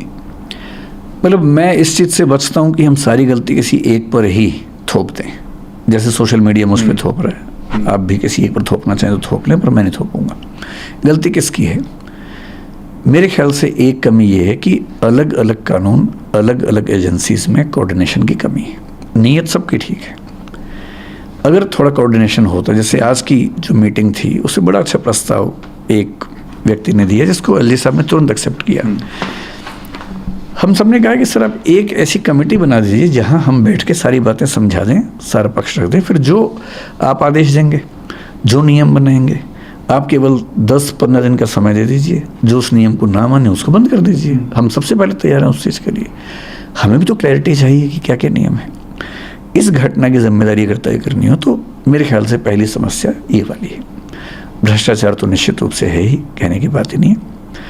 अगर आप उस दिन के वीडियो को देखेंगे तो मैं बहुत परेशान रहा उस वीडियो को देख के कि सड़क पर बहुत पानी भरा हुआ है। बेसमेंट का जो लेवल है वो सड़क के लेवल से बहुत ही नज़दीक है, ऊंची बेसमेंट नहीं है, लगभग उसी लेवल की बेसमेंट है। बहुत खतरा नज़र आ रहा है कि अगर पानी उछला तो अंदर चला जाएगा। इतने में एक जीप वहाँ से गुजरी और मुझे आज पता लगा कि वहाँ एक बड़ा सा पैनल रख के रोका हुआ था पानी को अंदर जाने से, और अंदर बच्चे लाइब्रेरी में बैठे हुए थे। जैसी वो जीप तेज़ी से गुजरी, पानी ज़ोर से उछला और उस पानी से वो टूट गया जो टेम्परेरी रास्ता बना हुआ था, तो पानी अंदर जाने लगा। तब भी हमें दुविधा थी कि अचानक इतना पानी कैसे गया होगा, क्योंकि अगर 30-40 बच्चे थे और पानी आते हुए देखेंगे तो शायद निकलने का रास्ता रहता। एक तो दरवाज़ा बंद हुआ जो बायोमेट्रिक होने की वजह से हुआ, ये एक बहुत बड़ी समस्या हुई। दूसरा जो आज उन बच्चों ने बताया उस मीटिंग में वो ये था कि पानी एक खास गति से जा रहा था और बच्चे बाहर निकल रहे थे और अनुमान था कि निकल भी जाएंगे, किताबें लेके निकल रहे थे क्योंकि पानी इतना था कि उनको लगा किताबें छोड़ के निकलेंगे तो बचेगा नहीं कुछ। इतनी देर में पानी के बहाव से जो एग्जॉस्ट फैन था, वो जो एरिया था वो भी टूट गया, और जैसे ही वो टूटा पानी का पूरा बांध एक साथ अंदर गया। और उन बच्चों की बात जो मैं समझ पाया कि कमर तक के पानी से सिर के ऊपर तक पानी जाने में केवल शायद 50 सेकंड या 1 मिनट लगा। ये इतना कम टाइम था कि इतने टाइम में शायद हम में से कोई भी ना सोच पाता ना निकल पाता। फिर एलजी साहब ने आज बड़ी अच्छी बात उसमें ये भी कही कि वहाँ जो सीवर लाइन्स थी वो इलीगल कंस्ट्रक्शन से, एंक्रोचमेंट से कवर हो गई थी। ये भी एक समस्या है। एंक्रोचमेंट भी ऐसे तो नहीं होते हैं, उसमें भी कहीं ना कहीं तो कोई ना कोई शामिल होगा ही होगा। मेरा अपना मानना था कि बेसमेंट थोड़ी ऊंची होती बेहतर होता, लेकिन आज मुझे पता लगा कि जो नए नियम हैं जिसमें स्टिल्ट पार्किंग बनाना ज़रूरी है, उसमें शायद 8 सेंटीमीटर का कोई नियम है। अब नियम है या ये मतलब जनरली ऐसा होता है मुझे नहीं पता, लेकिन शायद इस वजह से बेसमेंट्स बहुत ऊंची नहीं बनती है दिल्ली में, एक वजह ये भी है। इन सब के साथ मैं ये खुल के मानता हूँ कि इसमें कोचिंग इंस्टीट्यूट्स की एक बड़ी जिम्मेदारी बनती है, हमारी भी बनती है। संयोग की बात है कि हादसा कहीं और हुआ, लेकिन हमें नोशनल सेंस में समझना चाहिए कि हादसा कहीं भी हो सकता था। इसको रेक्टिफाई करना सभी इंस्टीट्यूट की जिम्मेदारी है। मैं अपने हिस्से की जिम्मेदारी बहुत खुल के निभाने को तैयार भी हूँ, तत्पर भी हूँ, और मैं आपके सामने स्पष्ट कर रहा हूँ कि किसी भी सूरत में जो चीज़ें अलाउड नहीं है दिल्ली में वो हम नहीं करेंगे, और चाहे हमें दिल्ली छोड़नी पड़े, चाहे कहीं और जाना पड़े, जो भी अप्रूव्ड बिल्डिंग्स होंगी हम वहीं काम करेंगे। सर, जिस इंसान का आप जिक्र कर रहे थे जो वो जीप चला रहा था, थार चला रहा था, उस बंदे को दिल्ली पुलिस ने अरेस्ट कर लिया है। उसको बताया ये मस्तीखोर है, और उसको बताया वो ज़्यादा ज़ोर से गाड़ी चला रहा था, उसकी वजह से वो जो उन्होंने बांध सा लगाया हुआ था वो टूट गया और इसलिए पानी भर गया। उस बंदे को अरेस्ट कर लिया, इसे आप कैसे देखें? ये तो देखिए, जब लोग बहुत आक्रोश में होते हैं उनको खुश करने के लिए, संतुष्ट करने के लिए ऐसे एक्शन सरकार लेती है। सरकार को भी पता है, पुलिस को भी पता है कि इस पर केस ऐसा कुछ बन नहीं पाएगा। मैक्सिमम ये केस बनेगा कि उसने रैश ड्राइविंग करके आसपास के लोगों को परेशान किया, पानी उछाला उनके ऊपर, क्योंकि उसकी ऐसी इंटेंशन नहीं थी। मेंसरिया के बिना आप कैसे आरोप कोई लगाएंगे? तो मेरे ख्याल से अभी जैसे एमसीडी ने बहुत बड़े पैमाने पर सीलिंग की, उसका पर्पस भी ये है कि जो एक नाराज़गी है लोगों में वो तुरंत उससे संतुष्ट किया जा सके। उस व्यक्ति की गिरफ्तारी का मसला भी है। मेरे ख्याल से जब मामला कोर्ट में जाएगा 1-2 हियरिंग में उसे बेल तो मिली जानी चाहिए। सर, भारत में एक और चीज़ होती है कि जब तक कोई बड़ी घटना ना हो ना, तब तक कोई एक्शन नहीं होता।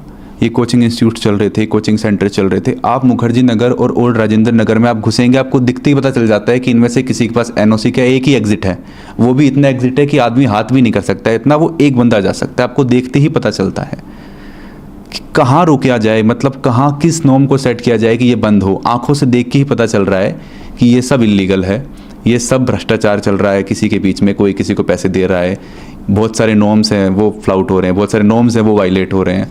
तो where should the buck stop? कहीं ना कहीं तो लाइन ड्रॉ करेंगे ना कि मतलब अभी बस मेरे ख्याल से इस हादसे से जो सीखना चाहिए वो ये कि नो कंप्रोमाइज अप्रोच हो। मैं आपको एक और उदाहरण बताता हूँ। अगर आप मुखर्जी नगर जाएंगे, मेरा विश्वास है कि पूरे मुखर्जी नगर में एक ही ऐसी बिल्डिंग है जिसमें 2 एग्जिट्स हैं। एक आध कोई और हो तो मुझे पता नहीं, मैं एक को जानता हूँ, हमारी अपनी बिल्डिंग है। वहाँ कुछ क्लासेस चलती हैं, मेरे ख्याल से वो बंद हो जाएंगे,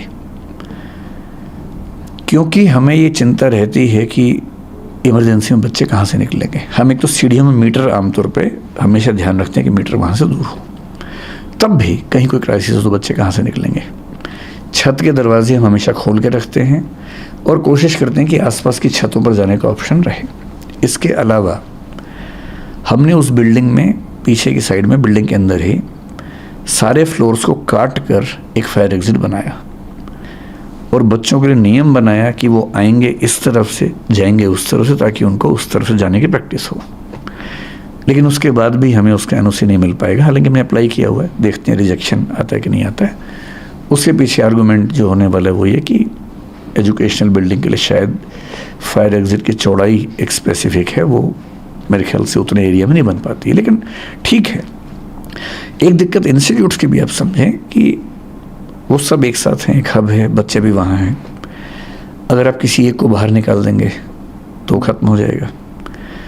होना ये चाहिए कि सबको एक साथ आप रीएलोकेट कर दें, रीलोकेट कर दें। और जो डीडीए के वाइस चेयरमैन हैं, जो शुभाशीष पंडा जी हैं, कुछ दिन पहले मेरी उनसे बात भी हुई थी। उन्होंने खुद एक प्रस्ताव मुझे दिया था कि अगर आप उचित समझें कि सारे इंस्टीट्यूट्स मिल के काम करना चाहें तो क्या नरेला में हम एक बड़ा हब बना सकते हैं कोचिंग का। मैंने कहा प्रस्ताव अच्छा है, लेकिन सबके मन में दुविधा ये होगी कि अगर वो चला गया और बाकी नहीं गए तो क्या होगा। तो बेहतर है कि आप एक मीटिंग बुला के सबसे बात कीजिए और यदि ऐसा कुछ होगा तो मैं आगे बढ़ चढ़ के उसमें हिस्सा भी लूँगा, और यदि सहमति बनती है तो आगे बढ़ना चाहूँगा। आज की मीटिंग में भी उन्होंने ये प्रस्ताव रखा फिर से, और लगभग ये सहमति बनी कि डीडीए नरेला क्षेत्र में, क्योंकि वहाँ हज़ारों फ्लैट्स हैं जो बच्चों के हॉस्टल्स बन सकते हैं, और हॉस्टल्स की जो दिक्कत बच्चों को आती है कि बहुत छोटे कमरे हैं, वो भी वहाँ सॉल्व होती है। तो हो सकता है कि निकट भविष्य में आप देखें कि दिल्ली विकास प्राधिकरण डीडीए नरेला में, या रोहिणी की बात भी उन्होंने की, और ये भी कहा कि कुछ और एरियाज़ में भी वो कोशिश करेंगे देखने की कहाँ ऐसी व्यवस्था बन सकती है। तो हो सकता है कि दिल्ली सरकार इस पर कोई बड़ा स्टेप ले, और अगर ऐसा होगा तो मेरे ख्याल से इंस्टीट्यूट्स को आगे बढ़कर साथ देना चाहिए सरकार का। सर, जिस बेसमेंट, जिस लाइब्रेरी में पानी घुसा और 3 लोगों की मृत्यु हुई, 3 यूपीएससी एस्पिरेंट्स की जान गई, उस स्पेसिफिक लाइब्रेरी का नाम मेंशन करके, उसका जिक्र करके दिल्ली के अफसरों को बताया गया है कि यहाँ पे हादसा हो सकता है 1 महीना पहले। अच्छा, बताया गया, लिखा गया और रिमाइंड भी करवाया गया। ये किसने, मुझे इसकी ये एक ग्रीवेंसेस ऑफिसर को लिखा है, एक बच्ची ने लिखा है। तब तो ये हाँ लिखा है, नेग्लिजेंस का मामला है। बताया गया और उस रिमाइंड भी करवाया गया। नहीं, अगर ऐसा है तो मैं बाद ये हुआ है, मैं बिल्कुल भी ये नहीं कहूँगा सिस्टमैटिक कुछ नहीं देखते। ये निश्चित तौर पे फेलियर है अगर ऐसा है कि पहले आइडिया था। मुझे भी कल किसने बताया कि शायद पहले, आज उन बच्चों ने बताया कि पहले भी पानी भरा था। मतलब मेरा अपना मानना है कि अगर ऐसा है तो फिर इस पर बहुत बहुत कठोर कार्रवाई होनी चाहिए। सर, एक दूसरा पहलू भी आया। अब जब ये हादसा हुआ तो उसके बाद रिपोर्टर्स गए हैं वहाँ पे, काफ़ी एंकर्स गए हैं, वो सुविधाओं को देख रहे हैं, वो फैसिलिटीज़ को देख रहे हैं। तो एक बच्चा जब मुखर्जी नगर में और राजेंद्र नगर में घुसता है और राजेंद्र नगर में घुसता है तो उससे पैसे कैसा निकाला जाए ये स्टार्ट हो जाता है। वो सबसे पहले जाएगा कोचिंग इंस्टीट्यूट में, कोचिंग सेंटर में एडमिशन लेगा, 2 से 2.5 लाख रुपए वहाँ लगेगा। उसके बाद 50-60 हज़ार रुपये अगर क्रैश कोर्स और करना है तो वहाँ लगेगा। उसके बाद उसे घर नहीं मिलेगा। जब तक ब्रोकर को वो पैसे नहीं देगा 1 महीने का सिक्योरिटी डिपॉजिट, तब तक उसको पैसे नहीं मिलेंगे और घर नहीं मिलेगा। उसके बाद उसके मकान मालिक नखरे करता है, वो उसको घर नहीं देता। इतने छोटे छोटे घर होते हैं सर। हाँ, कहीं तो रुकेगा। मतलब कितना इन स्ट्रगल्स को ग्लोरीफाई किया जाएगा? नहीं, ग्लोरीफाई करने का मसला बिल्कुल भी नहीं है। असल में क्या है कि अगर इसके पीछे बहुत स्पष्ट बात करें तो वो ये है कि दिल्ली के इलाके सैचुरेट हो चुके हैं।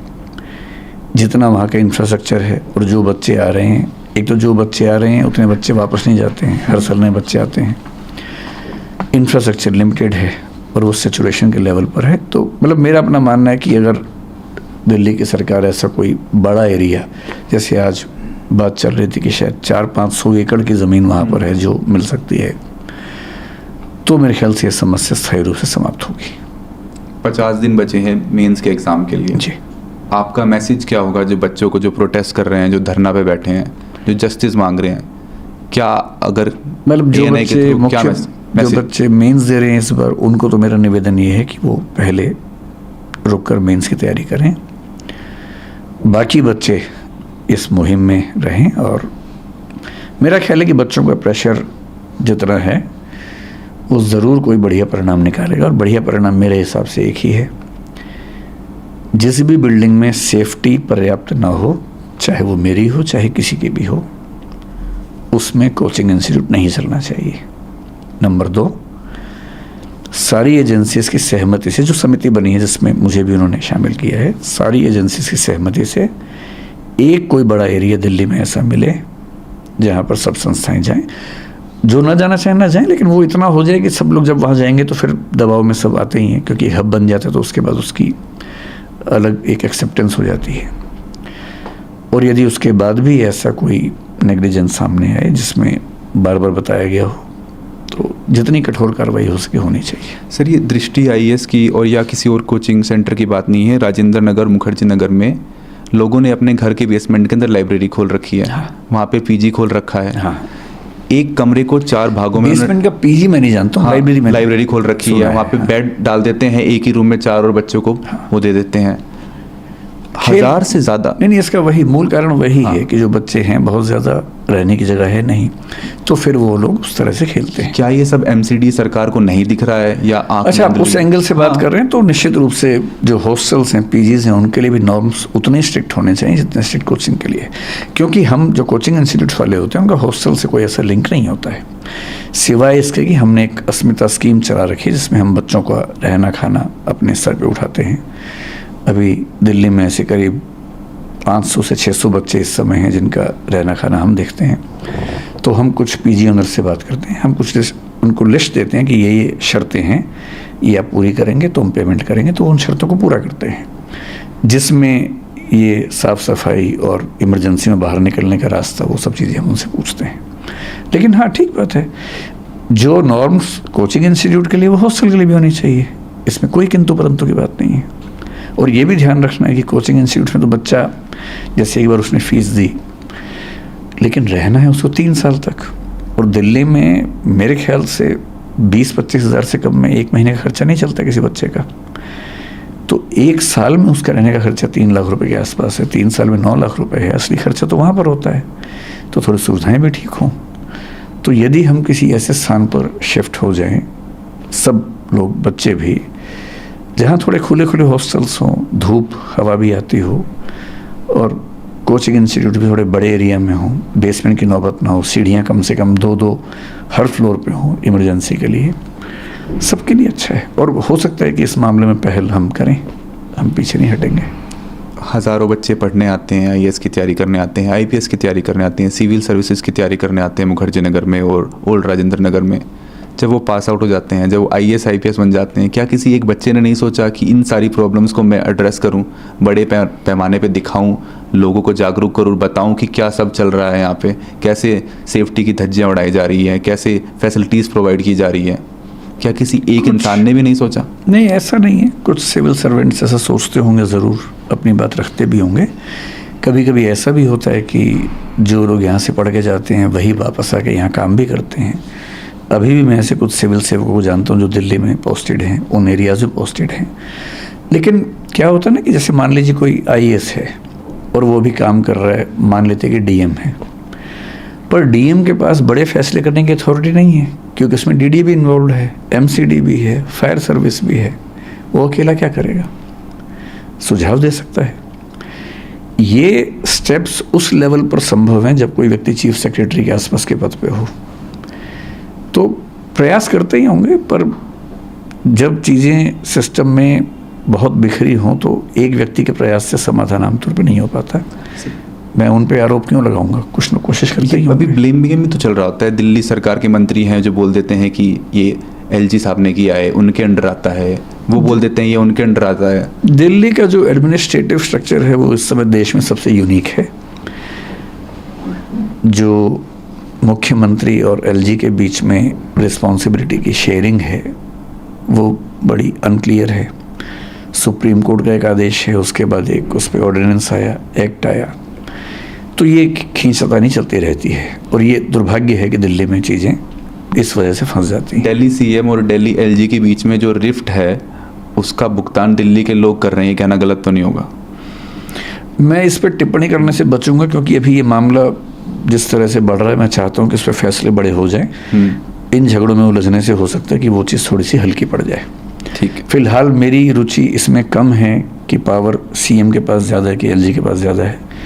मेरी रुचि इसमें है कि अभी जो माहौल है, इस माहौल में समाधान निकल जाए और चीज़ें ठीक हो जाए। सो जब से ये घटना हुई है, 3 बच्चों की मृत्यु हुई है, तब से लोगों ने मूवीज़ पे भी बोलना स्टार्ट कर दिया। ये एस्पिरेंट्स बना, कोटा फैक्ट्री बना, उन्होंने बोला कि आप ग्लोरीफाई कर रहे हो स्ट्रगल को, एक टाइप का रोमांटिसाइजेशन हो रहा है। आप बच्चों को बता रहे हो कि आप कैसे भी हालात में पढ़ोगे, पहले साल नहीं तो दूसरे साल नहीं तो तीसरे साल आपका यूपीएससी क्लियर हो ही जाएगा। क्यों ना ऐसी कहानियाँ बताई जाएँ जिसमें क्लियर होता ही नहीं है, and how do they end up in their lifes. ठीक बात है। मैं आपको केवल अपनी जानकारी के लिए बता रहा हूँ। मैं जब भी बच्चों की क्लास लेता हूँ, आमतौर पे पहले 1 महीने में 1 क्लास के लिए जाता हूँ, ओरिएंटेशन क्लास के लिए। जनरली मैं बच्चों को हर बार ये स्पष्ट करता हूँ कि 12 लाख लोग फॉर्म भरेंगे, 5 लाख प्रीलिम्स देंगे, 1 लाख सीरियस होंगे, उनमें से 1000 का होगा।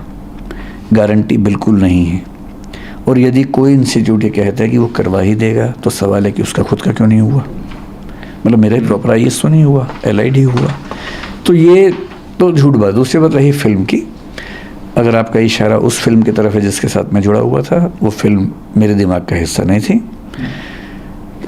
2 व्यक्तियों के जीवन पर उनके एक मित्र ने उपन्यास लिखा जो कि मेरे स्टूडेंट थे। एक बड़े प्रोड्यूसर डायरेक्टर ने उस पर फिल्म बनानी चाहिए।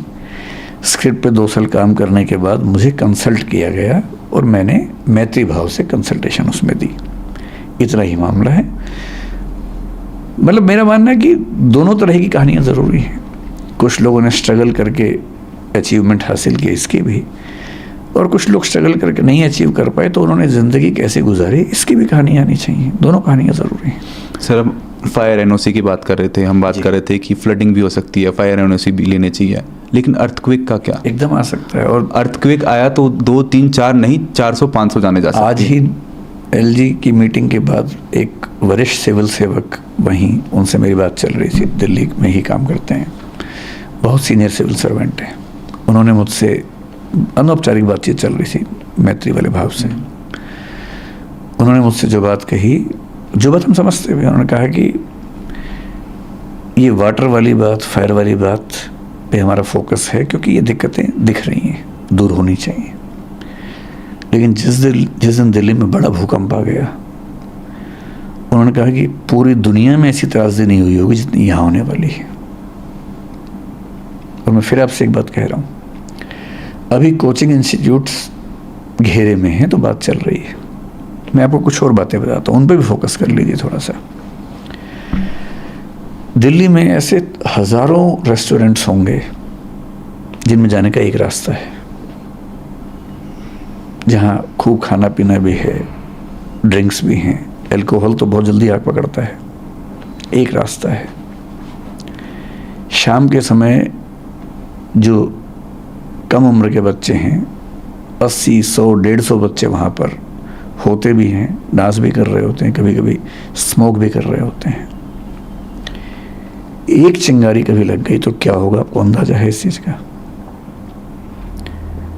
इसके अलावा दिल्ली में पिछले 3 या 4 बड़े फायर इंसिडेंट्स को ध्यान से याद कीजिए। कोचिंग इंस्टीट्यूट में एक हुआ जिसमें किसी की मृत्यु नहीं हुई थी पिछले साल। उसके पहले नरेला में एक इंसिडेंट हुआ, नरेला में हुआ या मतलब उपहार सिनेमा भी हुआ। उपहार तो बहुत पहले की बात हो गई।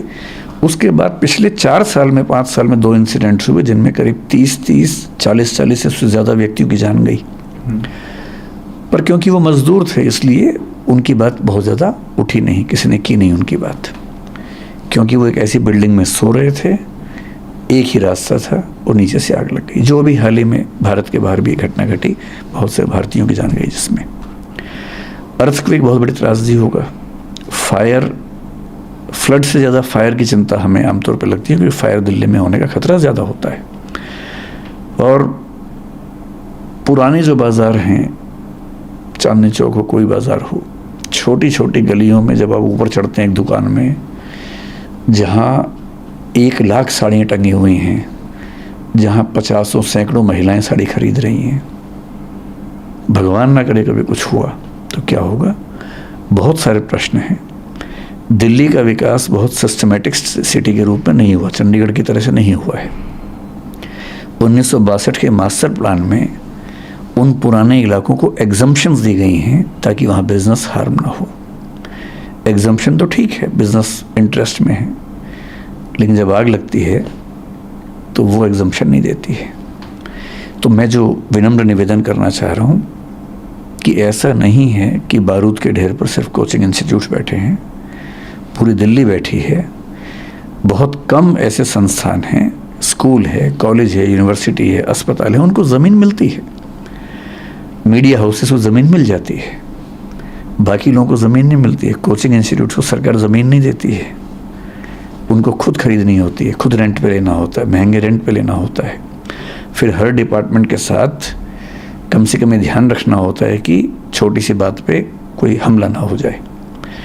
तो पक्ष सबका है, उनका भी है, और अच्छी बात है कि अगर हम एक स्थायी समाधान की ओर बढ़े, मुझे उम्मीद है कि इस बार कुछ ना कुछ स्थायी होगा। सर, फैमिलीज़ भी ये न्यूज़ देख रही हैं, सोशल मीडिया पे हैं, वो भी देख रही हैं कि कैसे घटना सब कुछ हुआ, 3 बच्चों की जान गई। पेरेंट्स को आप क्या मैसेज देना चाहेंगे जो अपने बच्चों को भेजते हैं दिल्ली पढ़ने के लिए, बंगाल से, यूपी से, हरियाणा से, कि जाओ पढ़ो? जैसे ये जो बच्चे थे, निविन केरल से था, ये जो तान्या बच्ची है वो तेलंगाना से, उसके पेरेंट्स भी थे, शायद एक यूपी से बच्ची है।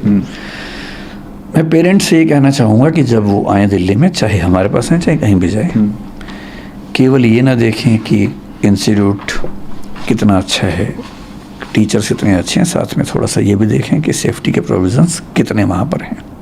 खुद जाके देखें, क्लासरूम के अंदर जाके देखें। एक सिंपल सी कसौटी मैं आपको दे रहा हूँ।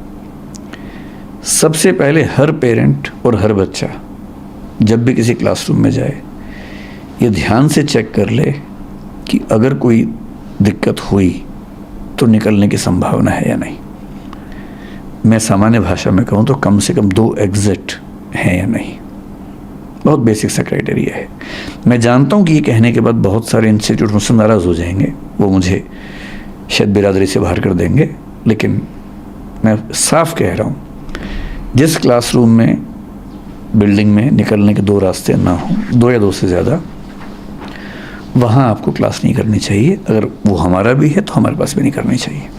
और अब से एक नई बात यह है कि बेसमेंट तो हम अभी ये सुनिश्चित करेंगे कि, मतलब बाकी राज्यों में बेसमेंट को लेके ऐसे कठोर नियम शायद नहीं है, लेकिन हम कोशिश करेंगे कि हर जगह इस नियम को लागू करें। सर, आपने जो प्रेस रिलीज थी वो जारी की, उसमें आपने एक सुझाव भी दिया कि सरकार दिल्ली में 3 से 4 क्षेत्रों को चुनकर उन्हें कोचिंग स्थानों के लिए नियत करे। इस पर भी बात हुई एलजी साहब के साथ आपकी।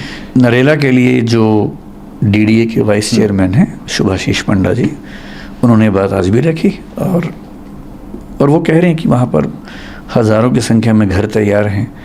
जो कोचिंग इंस्टीट्यूट बनाने की बात है, हम आपको लैंड भी दे सकते हैं अगर आप कहेंगे, तो हम ऐसे बिल्डर से बात करेंगे जो आपको बना के दे देंगे। तो वो मतलब अब देखते हैं कि कितना व्यावहारिक सब लोग स्वीकार कर पाते हैं, लेकिन एक प्रस्ताव तो दिया।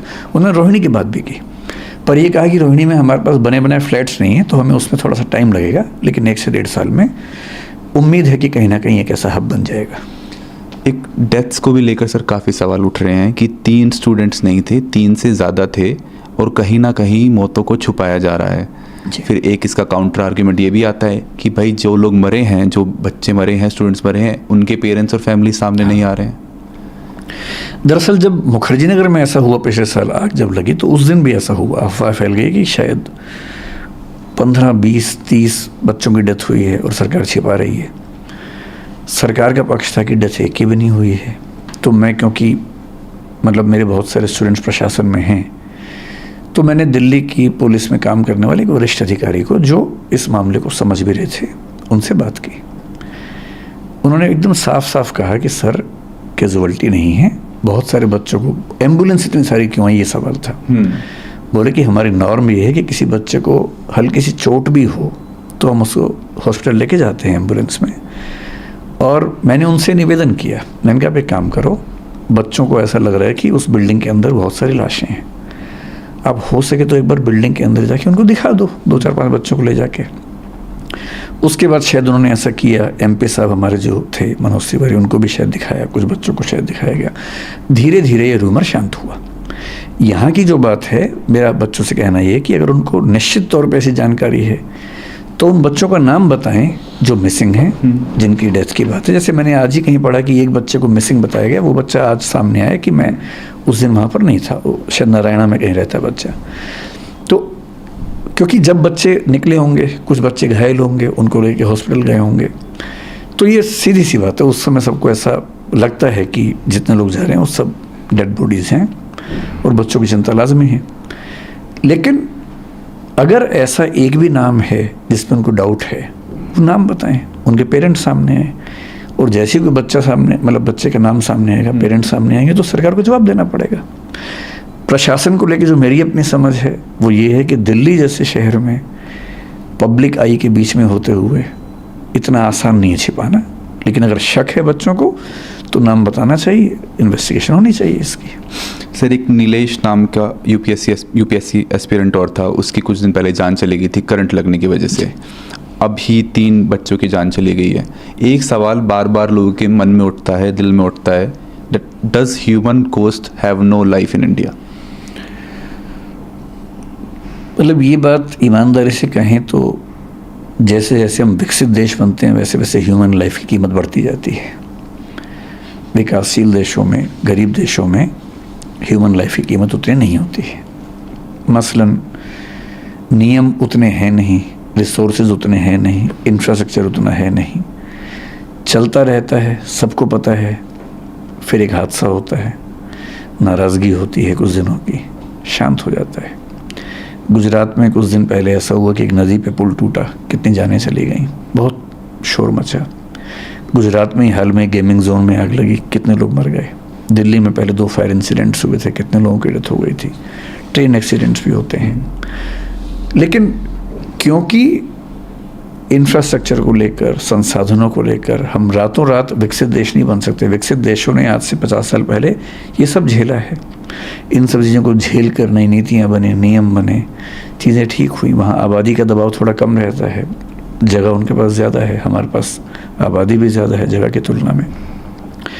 ईमानदारी की बात है कि भारत में और ऐसे देशों में, पाकिस्तान में, किसी और देश की बात करें, ह्यूमन बीइंग की ज़िंदगी पर खतरे ज़्यादा हैं, और दिल्ली तो बहुत ज़्यादा है।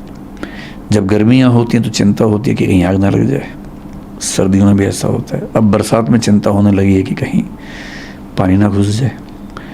दिवाली आते आते अगले 4 महीने चिंता है कि जिसको लंग्स में दिक्कत है, अगर किसी को अगर लंग्स से दिक्कत है तो बस वो बच जाए, क्योंकि पॉल्यूशन का लेवल इतना ज़्यादा होता है। तो निस्संदेह दिल्ली में ज़िंदा रहना भी एक चैलेंज होता है, चुनौती है।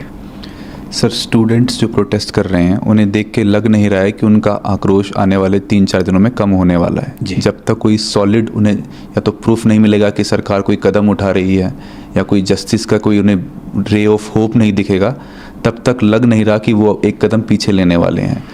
अच्छी बात है कि आज की मीटिंग में 5 या 6 बच्चे जो उस मूवमेंट में हैं वो भी आए हुए थे, उन्हें दिल्ली पुलिस लेके आई थी। वो भी इस पूरे प्रोसेस के भागीदार हैं, और जो कमेटी बन रही है उस कमेटी में बच्चों का पार्टिसिपेशन भी है। एक बार मैं आपको उस कमेटी में कौन कौन है अगर आप बता पाएँ तो? बच्चे, एलजी साहब ने जो उस समय कहा था, मैं बहुत एग्जैक्टली ध्यान नहीं कर पा रहा हूँ, लेकिन 4-5 इंस्टीट्यूट्स के लोग थे, जिनमें एक मैं भी था। बच्चों की तरफ से 1 या 2 लोग रहने वाले हैं।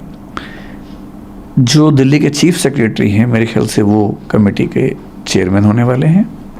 और अगर मैं ठीक याद कर पा रहा हूँ तो एमसीडी के कमिश्नर और डीडीए के वीसी या उनके प्रतिनिधि उस कमेटी में होंगे, और दिल्ली फायर सर्विस के भी।